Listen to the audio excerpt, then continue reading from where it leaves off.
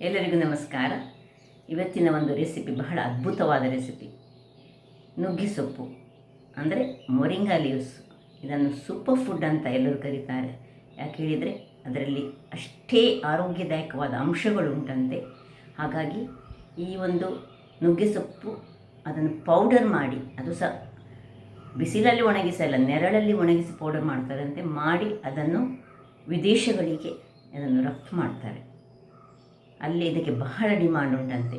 ನಮ್ಮ ಮನೆ ಅಂಗಳದಲ್ಲಿ ಬೆಳೆಯುವಂತಹ ಈ ಒಂದು ನುಗ್ಗೆ ಸೊಪ್ಪು ನಾವೇನು ಮಾಡ್ತೇವೆ, ನುಗ್ಗೆ ಸೊಪ್ಪಲ್ಲ, ಅದಕ್ಕೆ ಏನು ವ್ಯಾಲ್ಯೂ ಇಲ್ಲ ಅಂತ ಎನಿಸ್ತೇವೆ. ಬಟ್ ಒಂದು ತಿಂಗಳಲ್ಲಿ ಒಂದು 4-5 ಬಾರಿ ಆದರೂ ನಾವು ಅದನ್ನು ತಿಂದರೆ ಎಲ್ಲ ವಿಟಮಿನ್ಗಳು ಅದರಲ್ಲಿ ಸಿಗ್ತದೆ ಮತ್ತು ಆರೋಗ್ಯಕ್ಕಂದು ಬಹಳ ಉತ್ತಮ. ಕಬ್ಬಿಣದ ಅಂಶ ಹೇರಳವಾಗಿದೆ.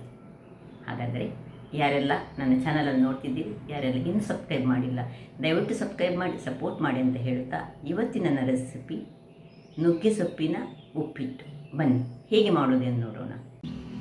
ನಮಸ್ತೆ ಮಿತ್ರರೇ. ನೋಡಿ, ಮೊರಿಂಗಾ ಸೊಪ್ಪು ಉಂಟು, ರವೆ ಉಂಟು. ಇವತ್ತು ಒಂದು ಹೆಲ್ದಿಯಾದ ಉಪ್ಮಾ ಮಾಡೋಣ, ಬಹಳ ಚೆನ್ನಾಗಿ ಬರ್ತದೆ. ಈಗ ಒಂದು ಬೌಲು ಮೊರಿಂಗಾ ಸೊಪ್ಪಾದರೆ, ಅಂದರೆ ನುಗ್ಗೆ ಸೊಪ್ಪಾದರೆ ನೋಡಿ, ಇದನ್ನು ಚೆನ್ನಾಗಿ ಹೀಗೆ ತೆಗೆದಿಟ್ಟುಕೊಂಡು, ಇದರದ್ದು ದಂಟು ಇರಬಾರ್ದು, ಹೀಗೆ ಎಲ್ಲವನ್ನು ಸಹ ಚೆನ್ನಾಗಿ ತೆಗೆದಿಟ್ಕೊಳ್ಬೇಕು ಹೀಗೆ. ಇನ್ನು ಒಂದು ಬೌಲು ರವೆ, ಈ ಬೌಲಿನಲ್ಲಿ ಅರ್ಧ ಬೌಲ್ನಷ್ಟು ತೆಂಗಿನ ತುರಿ ನೀವು ಎಷ್ಟು ಸಹ ಹಾಕ್ಕೊಳ್ಬೋದು. ಇಲ್ಲಿ ನೀರುಳ್ಳಿ, ಒಂದು ನೀರುಳ್ಳಿಯನ್ನು ಉದ್ದಕ್ಕೆ ಹೆಚ್ಚಿಟ್ಕೊಂಡಿದ್ದೇನೆ. ಸ್ವಲ್ಪ ಬೆಲ್ಲ, ನೀವು ಸಕ್ಕರೆ ಹಾಕೋರು ಸಕ್ಕರೆ ಹಾಕ್ಕೊಳ್ಬೋದು, ಹಾಕದೆ ಸಹ ಕುತ್ಕೊಳ್ಬೋದು. ಇಲ್ಲೀಗ ಉದ್ದಿನಬೇಳೆ, ಕಡಲೆಬೇಳೆ ಒಂದು ಚಮಚದಷ್ಟು ಗೇರು ಬೀಜ ಆಪ್ಷನಲ್ಲಿದು, ಶುಂಠಿ ಕತ್ತರಿಸಿದಂತಹದ್ದು 2 ಉದ್ದಕ್ಕೆ ಹೆಚ್ಚಿಟ್ಕೊಂಡಂತಹ ಕಾಯಿ ಮೆಣಸು, ಸ್ವಲ್ಪ ನಮಗೆ ಸಾಸಿವೆ ಬೇಕು ಮತ್ತು ಎಣ್ಣೆ. ಈಗ ಮೊದಲಿಗೆ ನಾವು ಇಲ್ಲಿ ಒಂದು ಕಡಾಯಿಯನ್ನು ಇಟ್ಟುಕೊಂಡಿದ್ದೇನೆ. ಕಡಾಯಿ ಬಿಸಿ ಆಗುವಾಗ ಮೊದಲು ನಾವು ಇದರಲ್ಲಿ ರವೆಯನ್ನು ಚೆನ್ನಾಗಿ ಹುರಿದುಕೊಳ್ಳೋಣ. ರವೆ ಹುರಿದುಕೊಂಡು ಒಂದು 5 ನಿಮಿಷ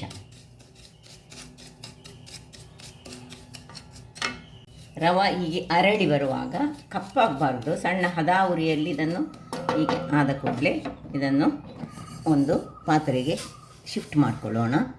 ಇಲ್ಲಿ ಬೌಲ್ ಹಾಗೆ ಇರಲಿ.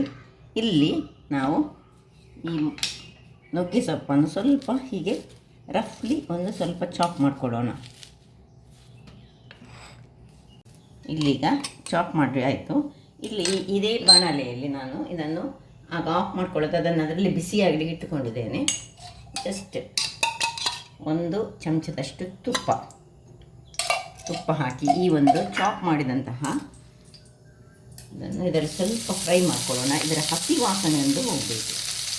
ಆಗ ಈ ನಮ್ಮ ಉಪ್ಪಿಟ್ಟು ಬಹಳ ಚೆನ್ನಾಗಿ ಬರ್ತದೆ, ಗೊತ್ತೇ ಆಗೋದಿಲ್ಲ. ಇದಕ್ಕೆ ನಾವು ಮೊರಿಂಗಾ ಲೀವ್ಸನ್ನು ಹಾಕಿದರೆ ನಿಮಗೆ ಗೊತ್ತಿರ್ಬೋದು, ಈ ಒಂದು ನುಗ್ಗೆ ಸೊಪ್ಪಿನಲ್ಲಿ ಏನೆಲ್ಲ ಪೌಷ್ಟಿಕಾಂಶ ಉಂಟು, ಅನೇಕ ರೋಗಗಳನ್ನು ತಡೆಗಟ್ಟುವಂತಹ ಶಕ್ತಿ ಉಂಟು. ಅದರಿಂದಾಗಿ ನುಗ್ಗೆ ಸೊಪ್ಪು ಇವುಗಳನ್ನೆಲ್ಲ ಹೆಚ್ಚಾಗಿ ನಾವು ಯೂಸ್ ಮಾಡಿಕೊಳ್ಬೇಕು ನಮ್ಮ ದೈನಂದಿನ ಈ ಅಡುಗೆಗಳಲ್ಲಿ. ಏನಾದರೂ ಕೆಲವರೀಗ ಈ ನುಗ್ಗೆ ಸೊಪ್ಪಿನ ಪೌಡರಿಗಂತೂ ಫಾರಿನ್ ಕಂಟ್ರೀಸ್ಗಳಲ್ಲಿ ಬಹಳ ಡಿಮಾಂಡ್ ಅಂತೆ, ಬಹಳ ರೇಟ್ ಅಷ್ಟೇ ತುಂಬ ಉಂಟು. ಸೊ ಅದು ಇಷ್ಟೇ ಪರಿಮಳಯುಕ್ತವಾಗಿ ಅದರ ಹಸಿ ವಾಸನೆ ಹೋಗುವ ತನಕ ಚೂರು ಹುರಿದುಕೊಳ್ತಿದ್ದೇನೆ.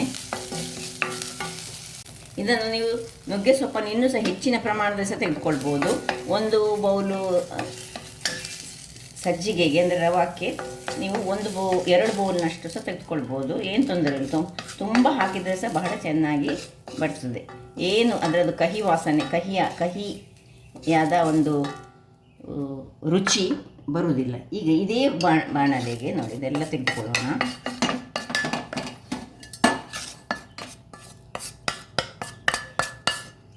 ಇಲ್ಲಿ ಎಣ್ಣೆ ಮತ್ತು ತುಪ್ಪ ಮಿಕ್ಸ್ ಮಾಡಿ ಮಾಡ್ತಿದ್ದೇನೆ ನಾನೀಗ. ಸ್ವಲ್ಪ ಎಣ್ಣೆ, ಇನ್ನು 1 ಚಮಚ ತುಪ್ಪ, ಮತ್ತೆ ಸ್ವಲ್ಪ 1-2 ಚಮಚ ತುಪ್ಪ ಬೇಕಾಗ್ತದೆ. ಸೊ ಇದು ಬಿಸಿ ಆಗುವಾಗ ಇಲ್ಲಿ ಕಡಲೆಬೇಳೆ ಮತ್ತು ಉದ್ದಿನ ಬೇಳೆಯನ್ನು ಮೊದಲಿಗೆ ಹಾಕೊಳ್ಳೋಣ. ಅದು ಸ್ವಲ್ಪ ಫ್ರೈ ಆಗಬೇಕು. ಸೊ ಇದು ಒಂದೊಂದು ಚಮಚದಷ್ಟು ಹಾಕ್ಕೊಳ್ಳಿ. ಉದ್ದಿನಬೇಳೆ ಮತ್ತು ಕಡಲೆಬೇಳೆ ಸ್ವಲ್ಪ ತಿರುಗಿಸ್ಕೊಳ್ಳೋಣ. ಇನ್ನು ಗೇರು ಬೀಜ, ಇದು ಆಪ್ಷನಲ್, ಬೇಕಿದ್ದರೆ ಹಾಕ್ಕೊಳ್ಳಿ, ಬೇಡದಿದ್ದರೆ ಬಿಡ್ಬೋದು. ಗೇರು ಬೀಜ ಸ್ವಲ್ಪ ಇದಾಗುವಾಗ ನೀರುಳ್ಳಿ,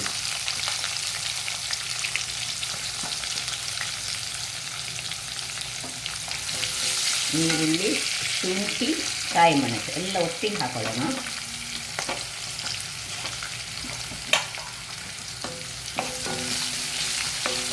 ಒಳ್ಳೆ ನೀರುಳ್ಳಿ ಒಂಚೂರು ಅಂದರೆ ತುಂಬ ಫ್ರೈ ಆಗಲಿಕ್ಕಿಲ್ಲ, ಅದರದೊಂದು ಸ್ವಲ್ಪ ಟ್ರಾನ್ಸ್ಪರೆಂಟ್ ಆಗುವಾಗ ನಾವು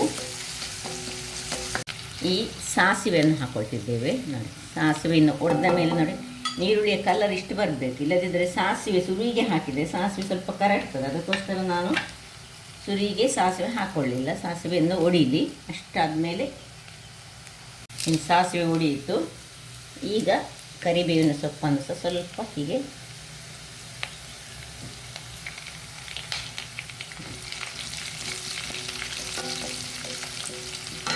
ಇನ್ನು ಸ್ವಲ್ಪ ಬೆಲ್ಲ ನಿಮಗೆ ಎಷ್ಟು ಬೇಕು ಅಷ್ಟನ್ನು ಹಾಕ್ಕೊಂಡ್ರಾಯ್ತು.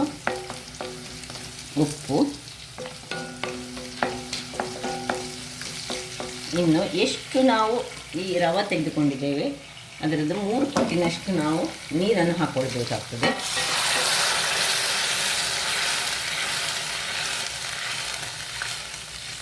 ನೀರನ್ನು ಹಾಕಿ ಒಂದು ಕುದಿ ಬರಲಿಕ್ಕೆ ಬಿಡೋಣ. ಇದು ಜಸ್ಟ್ ಮುಚ್ಚಬೇಕಂತ ಏನಿಲ್ಲ, ಒಂದು ಕುದಿ ಬರಲಿ.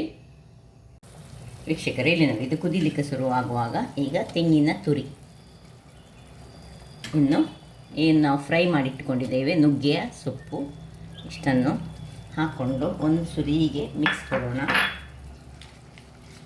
ಒಂದು ಕುದಿ ಬರಲಿ. ಏನು ಘಮ ಬರ್ತಾ ಉಂಟು! ಈ ನುಗ್ಗೆ ಸೊಪ್ಪು ತುಪ್ಪದಲ್ಲಿ ಹುರಿದ್ರೆ ಬಹಳ ಚೆನ್ನಾದ ಘಮ ಬರ್ತದೆ.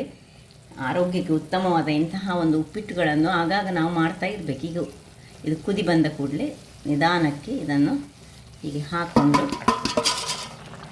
ಕೂಡಲೇ ಇದನ್ನು ತಿರುಗಿಸಿಕೊಳ್ಬೇಕು.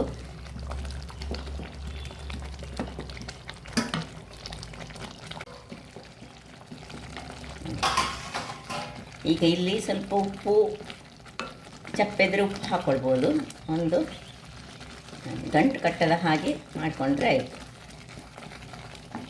ಇನ್ನೀಗ ಒಂದು ಚಮಚದಷ್ಟು ತುಪ್ಪವನ್ನು ಈಗ ಮೇಲಿನಿಂದ ಅದೇ ಒಂದು ಚಮಚ, ಆಗ ಒಂದು ಚಮಚ ತುಪ್ಪ, ಈಗ ಒಂದು ಚಮಚ ತುಪ್ಪ ಹಾಕಿದರೆ ಪರಿಮಳ ಮಾತ್ರ. ನುಗ್ಗೆ ಸೊಪ್ಪನ್ನು ನಾವು ತುಪ್ಪದಲ್ಲೇ ಹುರಿದ್ರೆ ಈ ಒಂದು ಉಪ್ಪಿಟ್ಟು ಬಹಳ ಚೆನ್ನಾಗಿ ಬರ್ತದೆ. ಸೊ ಇದನ್ನು ದಪ್ಪ ಉಪ್ಪಿಟ್ಟಿನಲ್ಲಿ ಅಂದರೆ ದಪ್ಪ ರವೆ ಬರ್ತದಲ್ಲ, ಅದರಲ್ಲಿ ಸಹ ಮಾಡ್ಬೋದು. ಕಣುವ ರವೆ ಅಂತ ಏನು ಕರಿತೀವಿ, ಅದರಲ್ಲಿ ಮಾಡಿದರೆ ಸಹ ಚೆನ್ನಾಗಿ ಬರ್ತದೆ. ಅಥವಾ ಕೆಲವರು ಇದನ್ನು ಅಕ್ಕಿ ರವೆ, ಅಕ್ಕಿ ತರಿ ಇರ್ತದಲ್ಲ, ಅದರಲ್ಲಿ ಸಹ ಮಾಡ್ತಾರೆ. ಯಾವುದರಲ್ಲಿ ಸಹ ಮಾಡ್ಬೋದು. ಆದರೆ ನನಗೆ ಮಾತ್ರ ಈ ಒಂದು ತೆಳು ಅಂದರೆ ಬಾಂಬೆ ರವದಲ್ಲಿ ಮಾಡಿದರೆ ನನಗೆ ಒಳ್ಳೆಯದಾಗೋದು.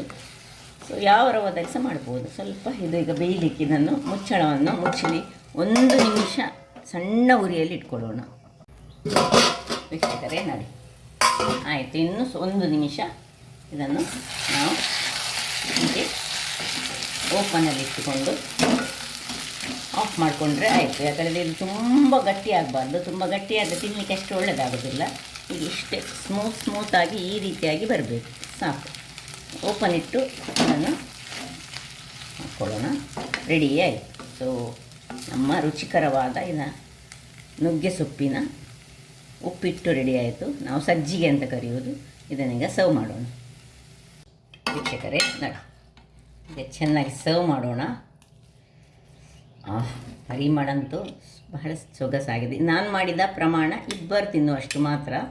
ಸೊ ನೀವು ಬೇಕಿದ್ದರೆ ಇದನ್ನು ಡಬಲ್ ಪ್ರಮಾಣದಲ್ಲಿ ಮಾಡ್ಬೋದು. ಏನು ಚೆನ್ನಾಗಿ ಬಂತು ನೋಡಿ.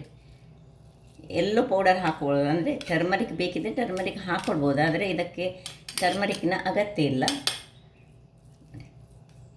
ಇನ್ನು ಇದನ್ನು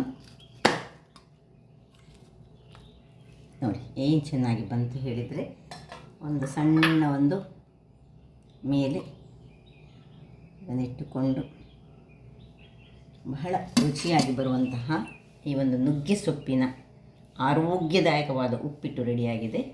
ಇದನ್ನು ಬೇಕಿದ್ದರೆ ನೀವು ಖಾಲಿ ಹೀಗೆ ಸಹ ತಿನ್ಬೋದು, ಅಥವಾ ಚಟ್ನಿಯನ್ನು ಕೆಲವರು ಉಪ್ಪಿಟ್ಟನ್ನು ಚಟ್ನಿ ಸಹ ತಿಂತಾರೆ, ಹಾಗೆ ಸಹ ತಿನ್ಬೋದು. ಖಾರ ಒಂದು ಚಟ್ನಿ ಮಾಡಿದರೆ ಸಹ ಹೀಗೆ ಖಾಲಿ ತಿನ್ನಲಿಕ್ಕೆ ಸಹ ಬಹಳ ರುಚಿಕರವಾಗಿ ಬರುವಂತಹ ಈ ಒಂದು ಉಪ್ಪಿಟ್ಟನ್ನು ನಿಮ್ಮ ಮನೆಯಲ್ಲಿ ಮಾಡಿ ಅಂತ ಹೇಳುತ್ತಾ,